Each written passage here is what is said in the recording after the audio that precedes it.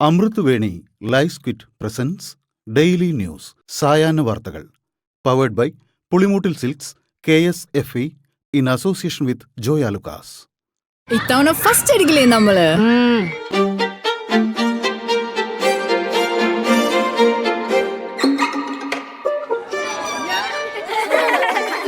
കുട്ടികൾക്കൊക്കെ പെയിൻ ശല്യം ഉണ്ടാകും. അതുകൊണ്ട് ലൈസ് കിറ്റ് ഉപയോഗിച്ച് ക്ലാസ്സിൽ വരാൻ പ്രത്യേക ശ്രദ്ധിക്കണം. ലൈസ് കിറ്റ് ലൈസ് റിമൂവർ പെയിൻ ശല്യത്തിൽ നിന്നും ഉടനടി ആശ്വാസം. നമസ്കാരം, ഞാൻ ഷാജി പത്മനാഭൻ. ഡെയിലി ന്യൂസിന്റെ സായാഹ്ന വാർത്തകളിലേക്ക് സ്വാഗതം.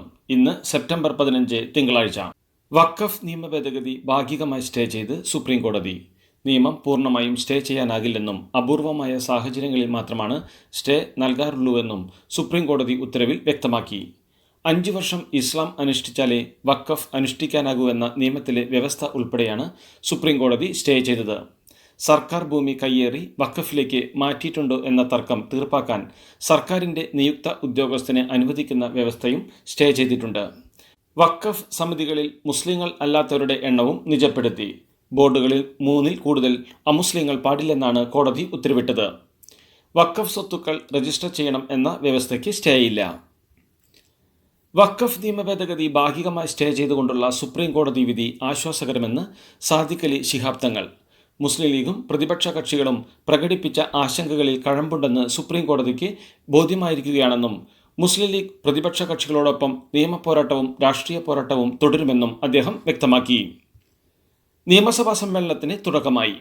അന്തരിച്ച ജനനേതാക്കൾക്ക് മുഖ്യമന്ത്രി പിണറായി വിജയൻ ആദരം അർപ്പിച്ചു. ഒക്ടോബർ 10 വരെ 12 ദിവസം സഭ ചേരും. 15 മുതൽ 19 വരെയും 29-നും 30-നും, ഒക്ടോബർ 6 മുതൽ 10 വരെയും 3 ഘട്ടങ്ങളിലായാണ് സമ്മേളനം. 9 ദിവസം ബില്ലുകൾക്കായി നീക്കിവെക്കും. ഒക്ടോബർ 6-ന് 2025-26 സാമ്പത്തിക വർഷത്തെ ബജറ്റിലേക്കുള്ള ഉപധനാഭ്യർത്ഥന സംബന്ധിച്ച ചർച്ചയും വോട്ടെടുപ്പും നടക്കും. ഒക്ടോബർ 10-ന് സഭ പിരിയും. പാലക്കാട് MLA രാഹുൽ മാങ്കൂട്ടത്തിൽ നിയമസഭയിലെത്തി. സഭ തുടങ്ങി 20 മിനിറ്റ് പിന്നിട്ടപ്പോൾ എത്തിയ രാഹുൽ പ്രത്യേക ബ്ലോക്കിലാണ് ഇരുന്നത്. പ്രതിപക്ഷ നിരയിലെ പിൻബെഞ്ചിൽ അവസാന നിരയിലെ അവസാന സീറ്റിലാണ് ഇരിപ്പിടം. അദ്ദേഹത്തിൻ്റെ സ്റ്റാഫ് 9 മണിയോടെ സഭയിലെത്തിയിരുന്നു. യൂത്ത് കോൺഗ്രസ് തിരുവനന്തപുരം ജില്ലാ പ്രസിഡന്റ് നേമം ഷജീറിനൊപ്പം സ്വകാര്യ വാഹനത്തിലാണ് രാഹുൽ എത്തിയത്. നിയമസഭയിലെത്തിയതിന് പിന്നാലെ രാഹുൽ മാങ്കൂട്ടത്തിൽ പാലക്കാട് മണ്ഡലത്തിലും സജീവമാകുമെന്നാണ് റിപ്പോർട്ടുകൾ. രാഹുൽ ശനിയാഴ്ച പാലക്കാടെത്തി പൊതുപരിപാടികളിൽ പങ്കെടുക്കുമെന്നാണ് വിവരം. വരും ദിവസങ്ങളിലും രാഹുൽ നിയമസഭയിലെത്തുമെന്നാണ് വിവരം. രാഹുൽ മാങ്കൂട്ടത്തിന് നിയമപരമായി സഭയിൽ വരാൻ അധികാരമുണ്ടെന്നും എന്നാൽ ധാർമ്മികതയുടെ ഭാഗമായി ഇല്ലെന്നും CPM കേന്ദ്ര കമ്മിറ്റി അംഗം EP ജയരാജൻ. രാഹുൽ നിയമസഭയിലെത്തിയത് ജനങ്ങളോടും സഭയോടുമുള്ള അനാദരവാണെന്നും അദ്ദേഹം പറഞ്ഞു. ചരമോപചാരം എന്ന ആദരവിനെ പരിഹസിക്കുന്ന നിലപാടാണിതെന്നും അലങ്കോലമുണ്ടാക്കാനുള്ള ശ്രമം ഇതിന് പിന്നിലുണ്ടെന്നും കേരളത്തിലെ ജനങ്ങൾ എല്ലാം കാണുന്നുണ്ടെന്നും ജയരാജൻ പറഞ്ഞു.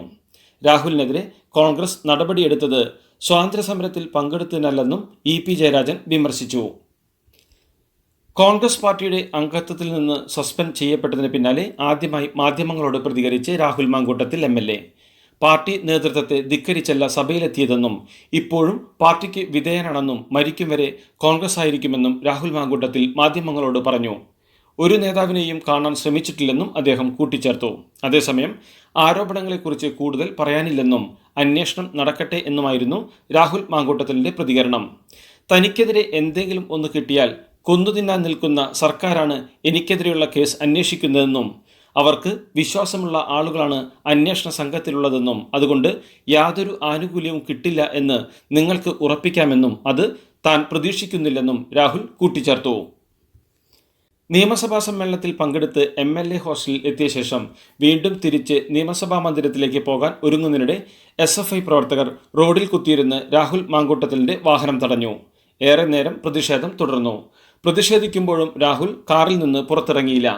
തുടർന്ന് പോലീസെത്തി SFI പ്രവർത്തകരെ അറസ്റ്റ് ചെയ്ത് നീക്കുകയായിരുന്നു. ഞങ്ങൾ ഇവിടെയൊക്കെ തന്നെയുണ്ടെന്നും ആക്രമിക്കാൻ വന്നതല്ലെന്നും പ്രതിഷേധിക്കാനാണ് എത്തിയതെന്നും SFI നേതാക്കൾ പറഞ്ഞു. MLA എന്ന നിലയിൽ രാഹുലിനെ സഭയിലെത്താൻ നിയമസഭാ സ്പീക്കർ അനുമതി നൽകിയിട്ടുണ്ടെന്നും നിയമസഭയിലെത്താൻ രാഹുലിന് അവകാശമുണ്ടെന്നുമായിരുന്നു രാജ്മോഹൻ ഉണ്ണിത്താൻ്റെ പ്രതികരണം. ആരോപണ വിധേയരായവർ വേറെയും സഭയിലുണ്ടല്ലോ എന്നും കോൺഗ്രസ് നേതൃത്വം ഒറ്റക്കെട്ടായാണ് രാഹുലിനെതിരെ നടപടി എടുത്തതെന്നും അദ്ദേഹം പറഞ്ഞു.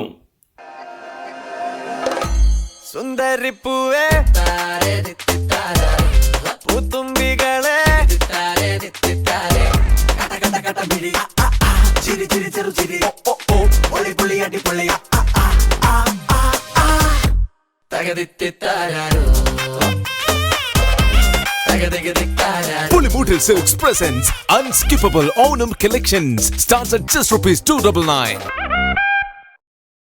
അമീബിക് മസ്തിഷ്കജ്വരം പടർന്നു പിടിക്കുന്ന സാഹചര്യത്തിൽ സംസ്ഥാനത്തെ നീന്തൽക്കുളങ്ങൾക്ക് കർശന സുരക്ഷാ നിർദ്ദേശങ്ങൾ പുറപ്പെടുവിച്ച് ആരോഗ്യവകുപ്പ്. പൊതുജനാരോഗ്യ നിയമപ്രകാരം ആരോഗ്യവകുപ്പ് ഡയറക്ടർ പുറത്തിറക്കിയ ഉത്തരവ് ലംഘിച്ചാൽ കർശന നിയമ നടപടി സ്വീകരിക്കുമെന്നാണ് മുന്നറിയിപ്പ്. പൊതു സ്വകാര്യ മേഖലകളിലുള്ള എല്ലാ നീന്തൽക്കുളങ്ങൾക്കും ഉത്തരവ് ബാധകമാണ്. ക്രൈസ്തവർക്ക് എതിരെ കേസരിയിൽ വന്ന ലേഖനത്തിനെതിരെ രൂക്ഷ വിമർശനവുമായി കത്തോലിക്ക സഭ മുഖപത്രം ദീപിക.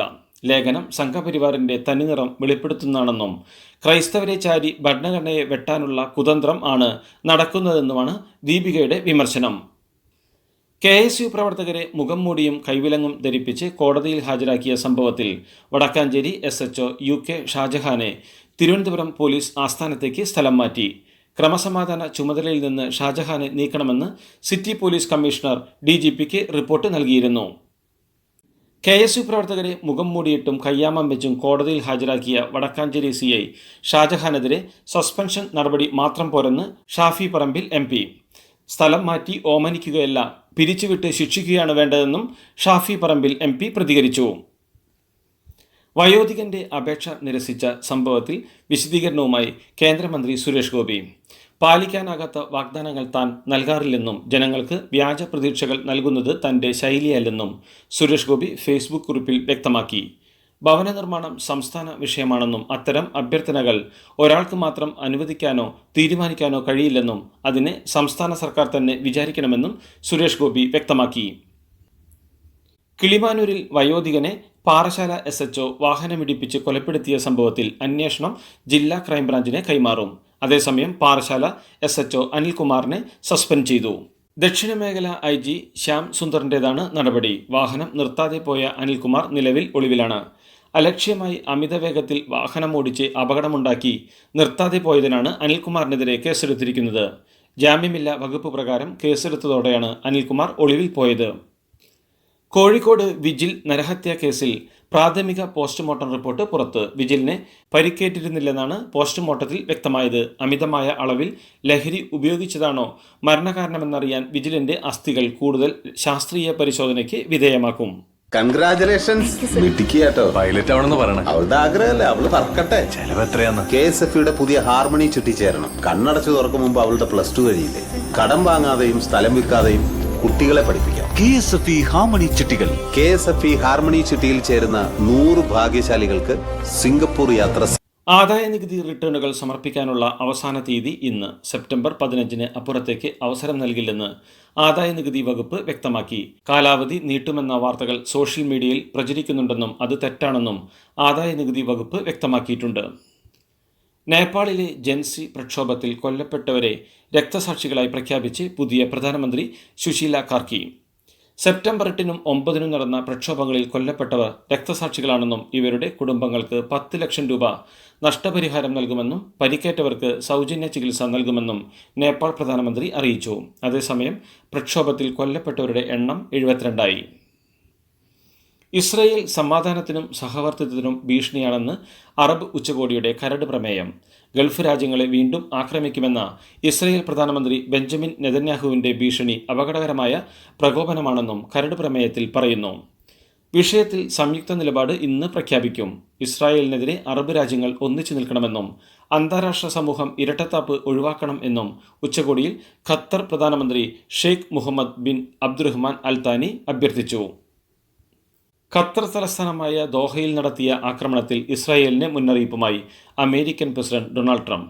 ഖത്തർ അമേരിക്കയുടെ പ്രധാന സഖ്യകക്ഷികളിലൊന്നാണെന്നും ഖത്തറിനെതിരെ നീക്കം നടത്തുമ്പോൾ വളരെ ശ്രദ്ധ വേണമെന്നും ട്രംപ് തുറന്നടിച്ചു. അമേരിക്കയിൽ ഇന്ത്യൻ പൗരൻ ചന്ദ്രമൗലി നാഗമല്ലയ്യയുടെ കൊലപാതകവുമായി ബന്ധപ്പെട്ട് പ്രതികരണവുമായി അമേരിക്കൻ പ്രസിഡന്റ് ഡൊണാൾഡ് ട്രംപ്. അനധികൃത കുടിയേറ്റക്കാരനായ ക്യൂബൻ സ്വദേശിയാണ് ഇന്ത്യൻ പൗരനെ തലയറത്ത് കൊന്നതെന്നും കൊലപാതക കുറ്റം ചുമത്തി പ്രതിയെ വിചാരണ ചെയ്യുമെന്നും ട്രംപ് വ്യക്തമാക്കി. അമേരിക്കയെ വീണ്ടും സുരക്ഷിതമാക്കുമെന്നും അനധികൃത കുടിയേറ്റക്കാരോട് തന്റെ ഭരണകൂടം ശക്തമായ നിലപാട് സ്വീകരിക്കുമെന്നും അദ്ദേഹം പറഞ്ഞു. ഏഷ്യ കപ്പിൽ പാകിസ്ഥാനെതിരെ നേടിയ ജയം ഓപ്പറേഷൻ സിന്ദൂറിൽ രാജ്യത്തിനായി പോരാടിയ ധീര സൈനികർക്ക് സമർപ്പിക്കുന്നുവെന്ന് ഇന്ത്യൻ നായകൻ സൂര്യകുമാർ യാദവ്.